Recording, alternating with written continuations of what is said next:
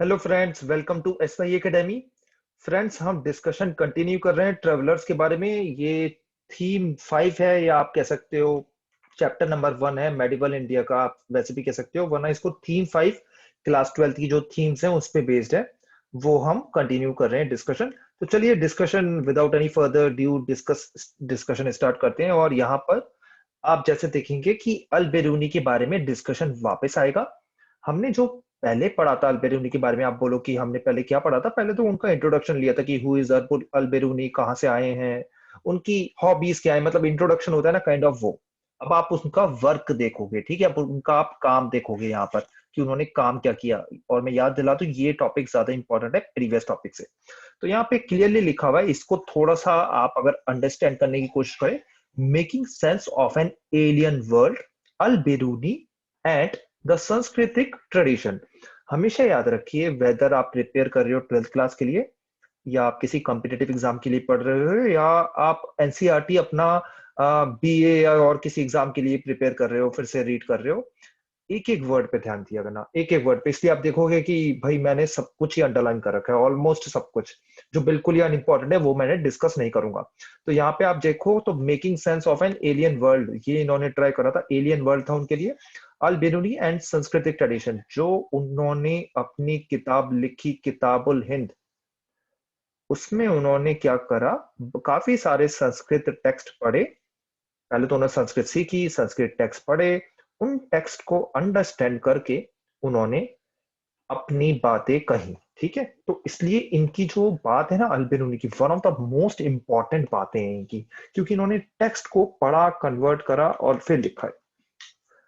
तो देखते हैं इनकी चीजें। Al Biruni for instance was aware of the problems inherent in the task he had set himself. He discussed several barriers that he felt obstructed understanding. The first among these was language. Of course, सही बात है। देखिए, task easy नहीं था अल्बेरूनी के लिए कि India को समझना। और सब जो भी ट्रेवलर्स थे, सबने अलग अलग स्ट्रेटेजी अपनाई थी। अल बिरूनी ने क्या स्ट्रेटेजी अपनाई, वो यहाँ पर हम आपको बता रहे हैं। तो काफी सारे उनके बैरियर्स थे। सबसे पहला था language. According to him, Sanskrit was very different from Arabic और पर्शियन। ठीक है, that ideas and concept could not be easily translated from one language into another.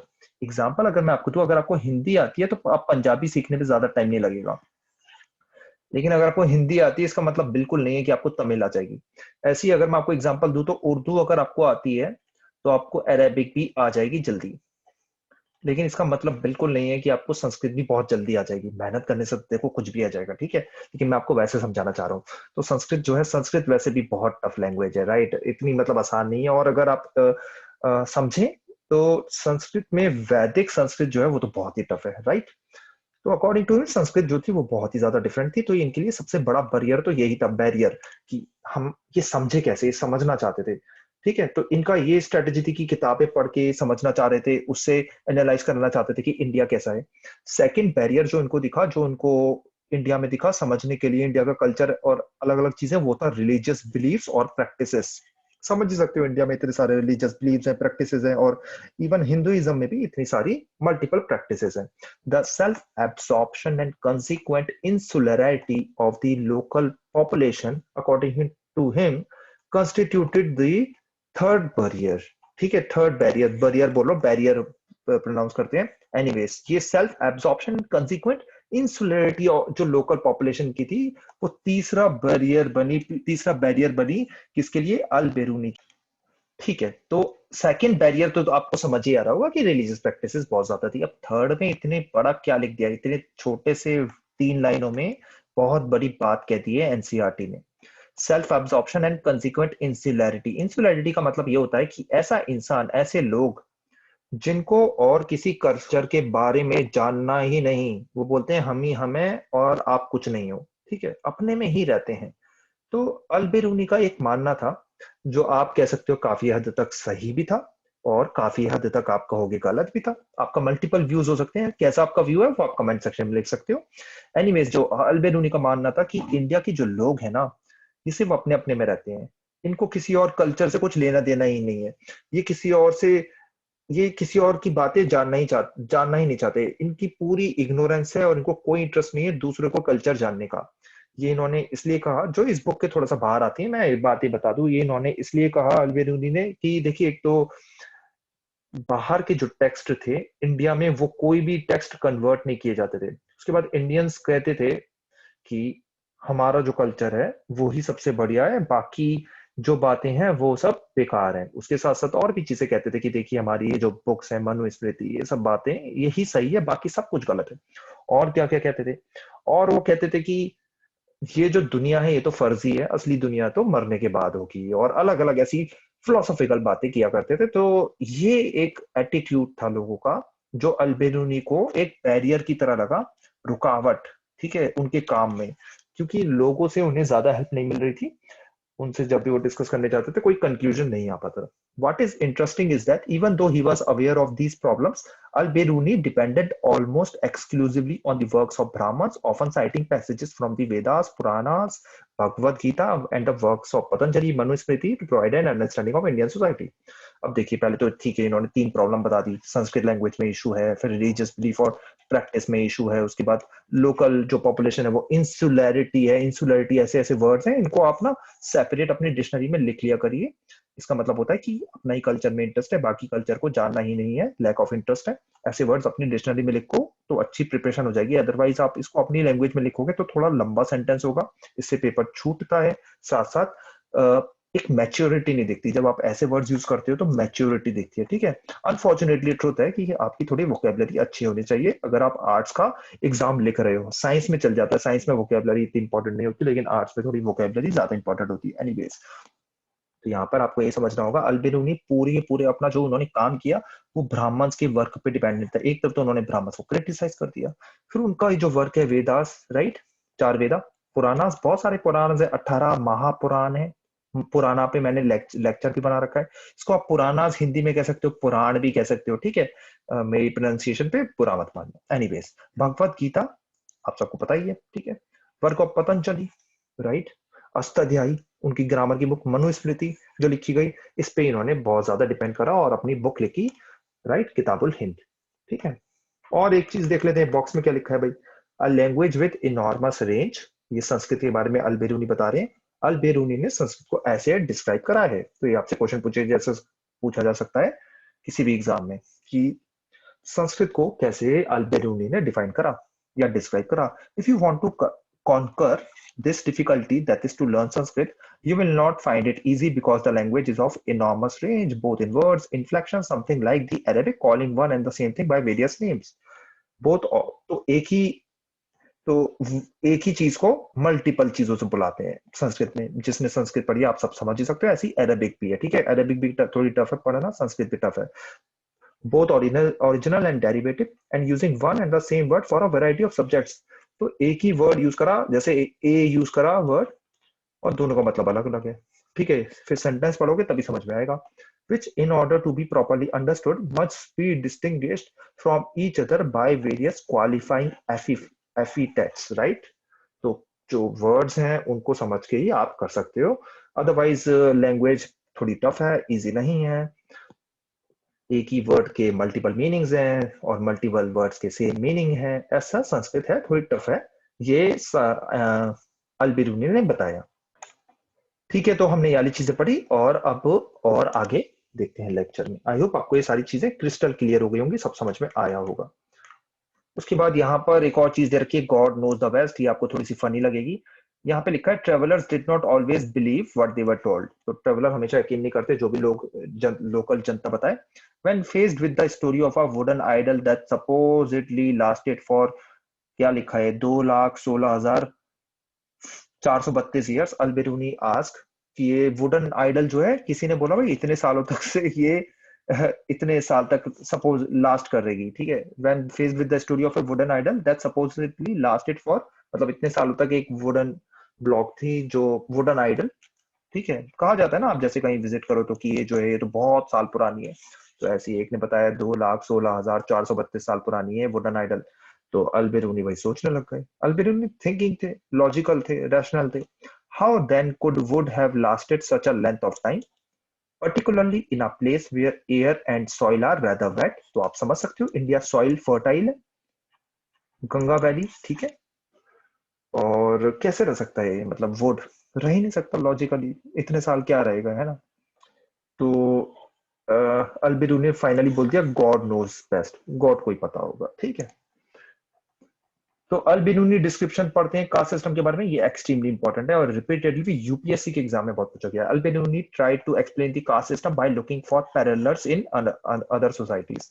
तो जैसे हमने पहले भी लेक्चर्स में देखा है, बाहर के जो लोग आते थे वो ट्राई करते थे कि हम कंपेयर करें इंडिया का कल्चर विद द कल्चर जो उन्होंने देखा हुआ है। तो ऐसा अल बिनूनी ने भी ट्राई करा। He noted that in ancient Persia, मतलब ईरान, 4 सोशल कैटेगरीज वर रिकॉग्नाइज्ड वहां पर, ठीक है। चार कैटेगरी रिकॉग्नाइज थी। कौन कौन सी थी वो चार category? Those of knights and princes, monk, तो एक ही हो गई, monks, fire priest and lawyers, ठीक है, दूसरी ये हो गई। तीसरी physician, astronomer and other scientist, and finally peasants और आर्टिसंस। ये चार कैटेगरी में डिवाइडेड थी ancient Persia society.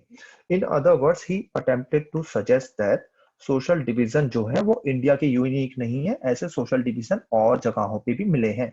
At the same time he pointed out that with in Islam all men are considered equal, differing only in their observance of pity। तो इस्लाम में उन्होंने ये भी बताया कि इस्लाम में सब लोग इक्वल है, अकॉर्डिंग टू इस्लाम सब लोग इक्वल है, ठीक है। इस्लाम मतलब जो आप पढ़ो अगर इस्लाम के बारे में तो वहां ये लिखा है कि there is no differentiation. However अगर आप मनुस्मृति देखें तो मनुस्मृति में क्लियरली बोल रखा है कि देयर इज सोशल हिरार्की, ठीक है। अभी हम पढ़ेंगे भी उसके बारे में। तो differ only in their observance of piety, ये इस्लाम के बारे में बताया। तो ये इस्लाम के बारे में बताया, उससे कंपेयर करा जो रिलीजियस प्रैक्टिसेस फॉलो की जा रही थी इंडिया में। पीटी का मतलब होता है कि आप कितने रिलीजियस हो, आप कितनी रिलीजियस प्रैक्टिसेस फॉलो कर रहे हो, राइट। तो ये उसका मतलब हुआ। तो डिफरिंग ओनली कि मतलब आप कितना ही फॉलो करते हो कितना नहीं करते हो, उसमें डिफर करते हैं। Otherwise all man are equal in Islam. In spite of the acceptance of the Brahmanical description of the caste system, Al-Biruni disapproved of the notion of pollution। तो pollution का जो नोशन है, पॉल्यूशन एंड प्योरिटी का, pollution का ये notion है कि lower caste जो है वो थोड़े से लोअर कास्ट जैसे शूद्राज हैं वही छोटे मोटे काम करेंगे, जैसे जैसे कोई लाश है उसको उठाना, है ना, कोई गंदगी है उसको साफ करना, तो पॉल्यूटेड एक्टिविटीज वो करेंगे। इसलिए उनको कहते थे कि आप इम्प्योर हो, आपसे शादी भी नहीं हो सकती और आप सिटी के कहीं और रहो, राइट। ही तो अल बिरूनी बिल्कुल एग्री नहीं करते थे कास्ट सिस्टम से। कास्ट सिस्टम के बारे में ज्यादा पढ़ना हो, ये तो मैंने ब्रीफ दिया जिससे आप थोड़े कंफ्यूज भी हो गए हो। कास्ट सिस्टम के बारे में अगर ज्यादा पढ़ना हो तो सोशियोलॉजी के मेरे लेक्चर देख लेना, कमेंट सेक्शन में लिंक्स हैं। He remark that everything which falls into a state of impurity strives and succeeds in regaining its original condition of purity. तो देखिए कितने तेज थे उस टाइम में भी अल बिरूनी का कहना ये है इम्प्योरिटी कुछ नहीं होती, जो भी इम्प्योर होता है वो प्योर हो जाता है। जैसे इन्होंने एग्जाम्पल क्या दिया, इन्होंने एग्जाम्पल दिया कि सन जो है वो एयर को क्लीन कर देता है, राइट, अपनी एनर्जी से। सॉल्ट जो होता है सी में वो पानी को सड़ने नहीं देता, ये इन्होंने एग्जाम्पल दिया। क्योंकि काफी पढ़ा लिखा जो इंसान होता है वो ऐसी बातें करता है। अल्बेरूनी काफी पढ़े लिखे थे। If if it were not so, insisted Alberuni, life जो होती है अर्थ पे वो इम्पॉसिबल होती है। मतलब उनका कहना ये था अगर इम्प्योर ही रह जाए तो लाइफ प्यूरी इम्प्योर ही मतलब खत्म ही हो जाएगी। और एग्जांपल अगर मैं आपको अलग से दूं, जैसे कुछ मरा जाता है जैसे कोई एनिमल वगैरह, तो उसको वल्चर्स वगैरह स्कैवेंजर्स जिन्हें कहा जाता है वो खा जाते हैं। तो ऐसे प्योरिटी चलती रहती है। यही कॉन्सेप्ट ट्राई करा किसने देने का? अल्बेरूनी ने।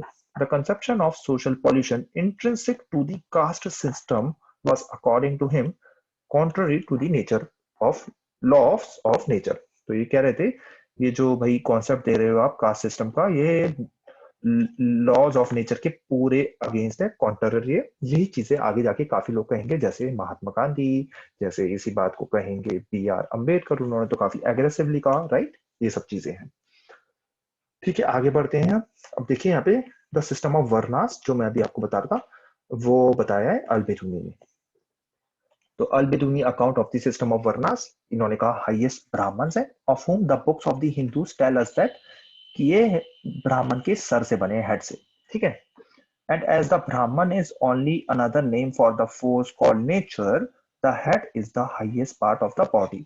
तो आप बोलोगे ब्राह्मण जो है वो कैसे ब्राह्मण से ही बने हैं ना, ये आप कुछ कुछ लोग कंफ्यूज हो रहे हो। देखो यहाँ तो एक तो ए लगा हुआ है, यहाँ पे ए नहीं लगा हुआ, और ये ब्राह्मण का मतलब है कि it is only another name of the force called nature. Nature, और नेचर के सर से बने हो, हेड से, और हेड जो है वो हाईएस्ट पार्ट है, मतलब ब्राह्मण ज्यादा choice part of the whole genus, मतलब ब्राह्मण जो है वो बेस्ट है, ठीक है। Therefore, Hindus consider them as the very best of mankind, right? ये कौन कह रहे हैं? अल्बेरूनी कह रहे हैं। बुरा मत मानना ये सब चीजें पढ़ के, ठीक है।